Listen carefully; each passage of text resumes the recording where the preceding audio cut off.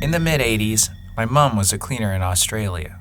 She would clean houses in suburban areas and would sometimes do houses in rural/wine regions. We lived near both. She would leave business cards at the local shops and got most of her business this way, and some through referrals and word of mouth. One day she got a call from a lady who sounded like she was around 60, asking Mom to clean her old farmhouse. She made a lot of odd demands, and Mom would usually meet clients before taking on new business. In this case, the lady did not want to meet Mom, and she said she would leave the keys under the front doormat.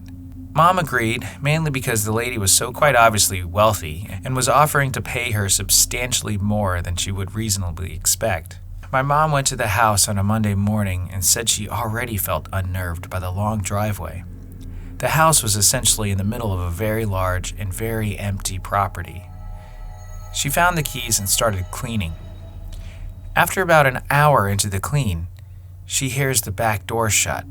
She was told no one would be at the house, so she immediately felt unsafe. She stood frozen in the kitchen for what she said felt like 3 to 4 minutes, although she said it could have been much longer. There was no other car on the property. She wanted to leave immediately, but had 2 rooms left to do. Both were bedrooms.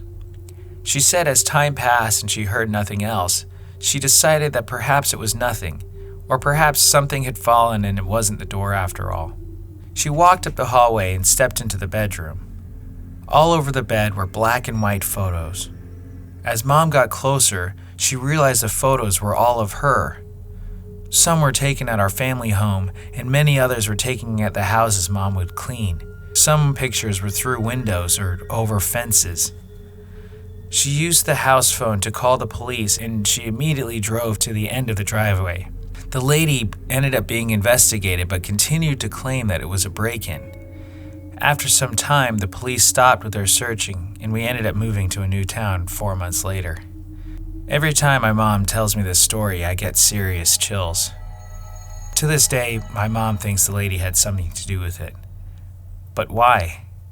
And for what purpose? Any theories?